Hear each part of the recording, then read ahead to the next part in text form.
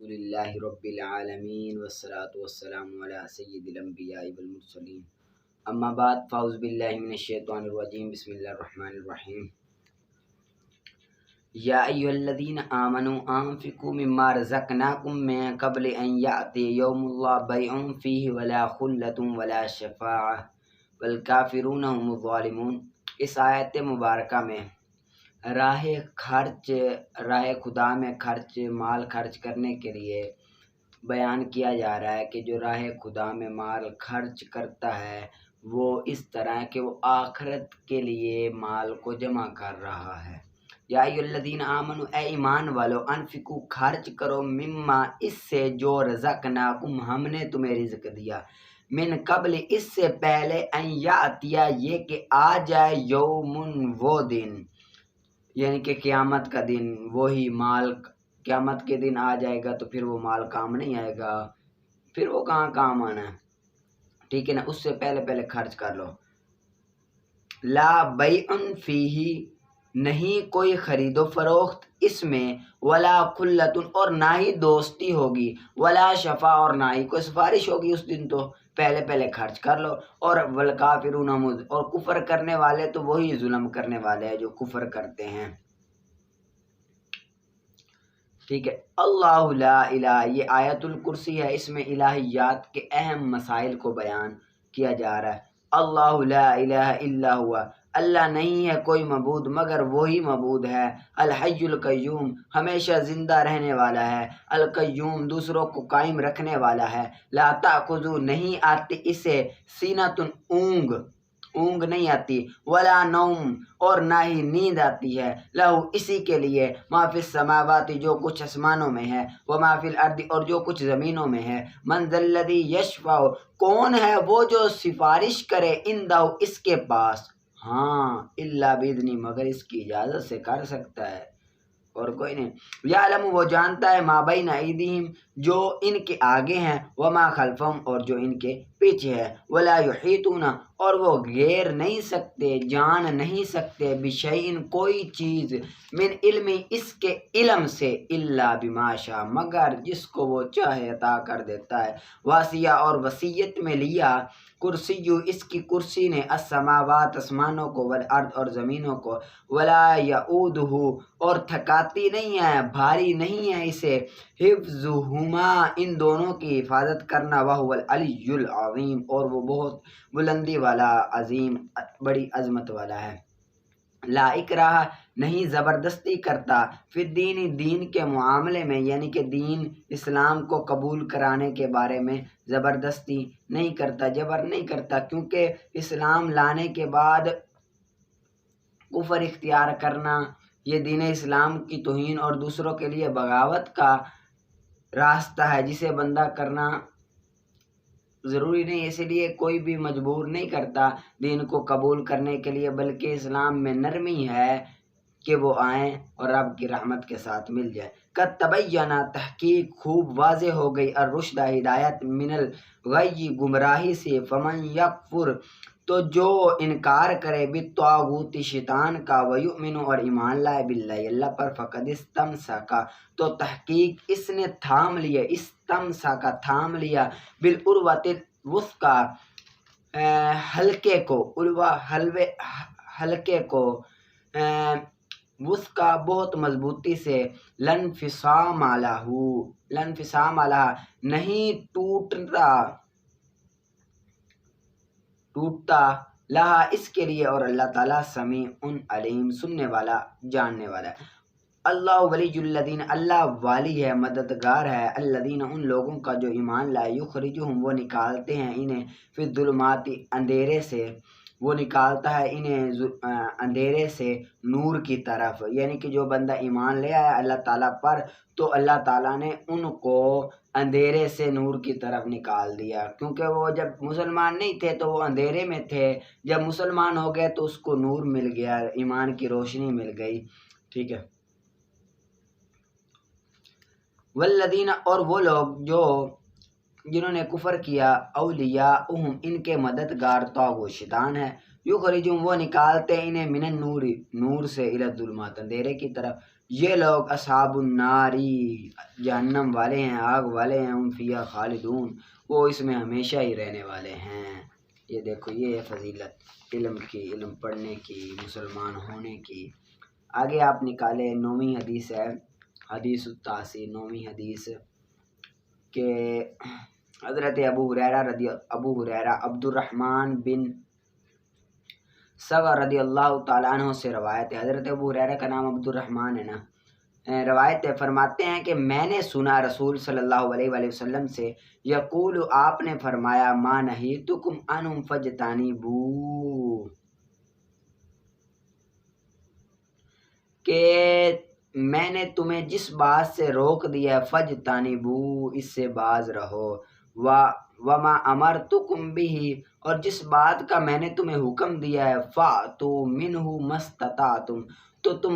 کرو اس کو مستطعتم، جتنی تم طاقت رکھتے ہو۔ فإنما أهلك الذين من قبلكم كثرة مسائلهم واختلافهم على أنبيائهم،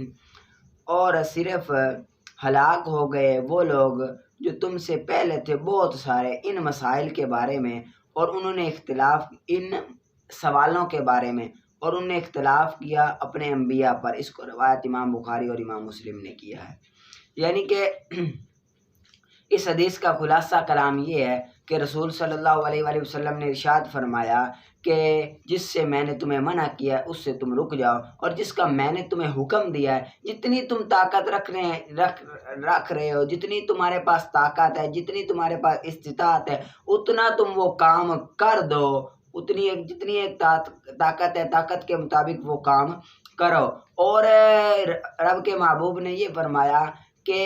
تم نہ کثرت سے سوال نہ کیا کرو، اور نبی و اکرام کے بارے میں اختلاف بھی نہ کرو۔ کثرت سے سوال اور انبیاء اکرام کے بارے میں اختلاف نہیں کرنا چاہیے۔ کثرت سے جو بندہ سوال کرتا ہے اسی طرح وہ زیادہ پھنستا بھی ہے۔ آپ نے پہلے پارے میں پڑھا ہوا ہوگا کہ وہ جو بچھڑے والا، گائے والا، رب تعالیٰ نے تو کہا تھا، خلاصہ بیان کر رہا ہوں، رب تعالیٰ نے تو کہا تھا کہ ایک گائے ذبح کر دو، انہیں چاہیے تھا کہ وہ ایک گائے ذبح کر دیتے۔ اب انہوں نے پوچھا کہ گائے کس طرح ہو، پھر رب تعالیٰ نے پھر آگے سوال کیا، پھر وہ پھنس گئے، پھر سوال کیا کہ کیسی ہو، کتنی ہو، کس عمر کی ہو، حال میں جوئی گئی ہو نہ گئی ہو، پھر اسی طرح آگے وضاحت سے قرآن پاک کے پہلے سپارے میں یہ بیان ہوا ہے، آپ کو میں نے پڑھایا بھی ہے، آپ کو یاد ہوگا۔ تو وہ امت جو ہے وہ سوال کرنے کی وجہ سے پھنس گئی، کیونکہ جتنے بندہ زیادہ سوال کرتا ہے اتنے بندے پر احکامات لاگو ہوتے جاتے تو یہاں سے یہ بات سے منع فرمایا کہ زیادہ سوالات نہیں کرنے چاہیے، جتنی بات کہہ دی جائے اتنی بات پر عمل کرنا چاہیے، رب تعالیٰ اور اس کے احکامات کے بارے میں زیادہ کچھ نہیں کرنا چاہیے۔ ٹھیک ہے، اس کو آپ نے یاد کر لینا اچھی طرح سے۔ آگے آپ نکالیں فیضان تجوید کا۔ فیضان تجوید کا ہے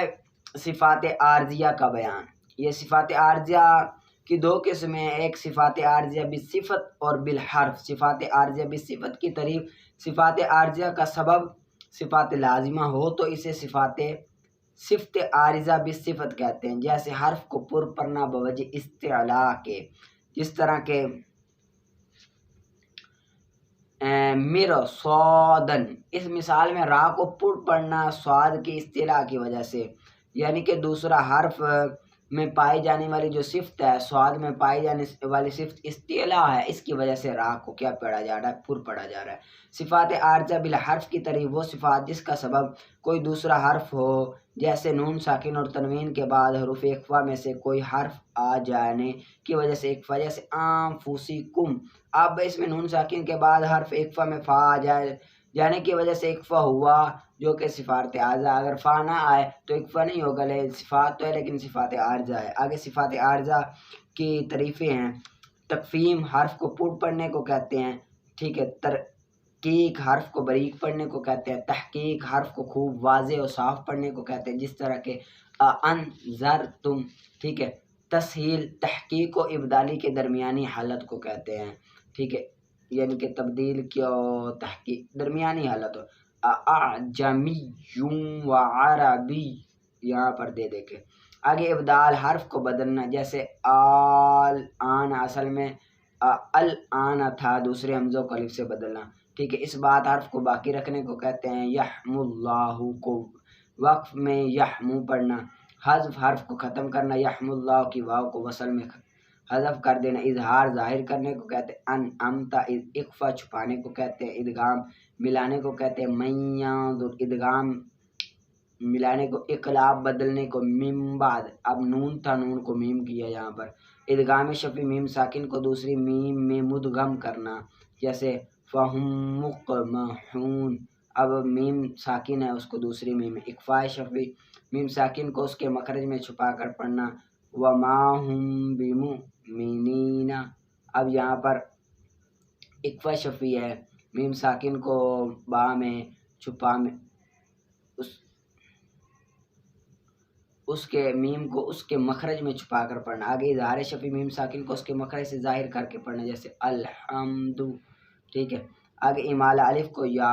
کی طرف اور زبر کو زیر کی طرف مائل کر کے پڑھنے کو امالہ کہتے ہیں، جیسے مجریہا، اب یہاں پر الف تھا الف کو زیر کی طرف، زبر کو زیر کی طرف، را تھا رے کر کے پڑھا تو اسے کہتے ہیں امالہ، مد کھینچنے کو، گنہ ناک میں آواز لے جانے کو، جیسے انتا۔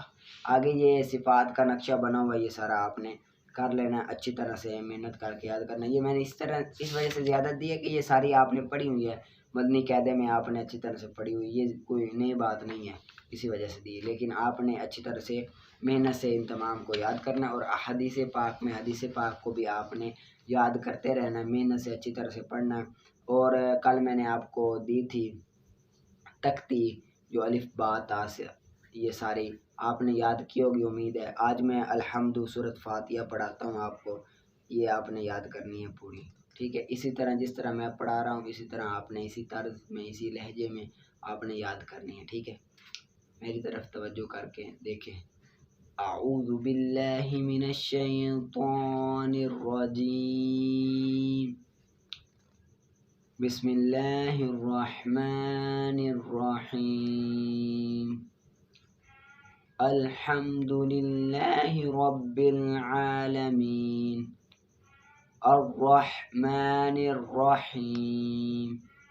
مالک یوم الدین، ایاک نعبد و ایاک نستعین، اہدنا الصراط المستقیم،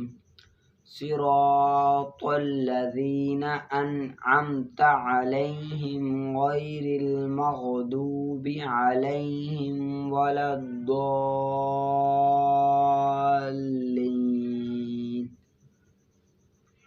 ٹھیک ہے، یہ آپ کو میں نے سورت پڑھا دی ہے، یہ آپ نے پوری اچھی طرح سے تلفظ کے ساتھ محنت کر کے یہ آپ نے یاد کر کے آنی، اور اس سے پہلے ثنا بھی آپ کر لیں، سبحانک اللہم وبحمدک وتبارک اسمک وتعالی جدک ولا الہ غیرک، ٹھیک ہے، یہ آپ نے کر کے آنی ہے، اچھی طرح سے محنت کر کے یاد کر کے آنی ہے، پھر انشاءاللہ ہم آخری 10 صورتیں بھی یاد کریں گے، پھر آگے انشاءاللہ سورۃ ملک اور سورۃ یاسین یہ بھی یاد کرنے کی کوشش کریں گے، ٹھیک ہے، لیکن آپ محنت کر کے پڑھو گے تو تب ہوگی یہ سب، لیکن اچھی طرح سے تلفظ کے ساتھ آپ نے یہ پڑھ لیا، تلفظ کے ساتھ محنت کر کے اچھی طرح سے آپ نے نکال کر آنی ہے، ٹھیک ہے۔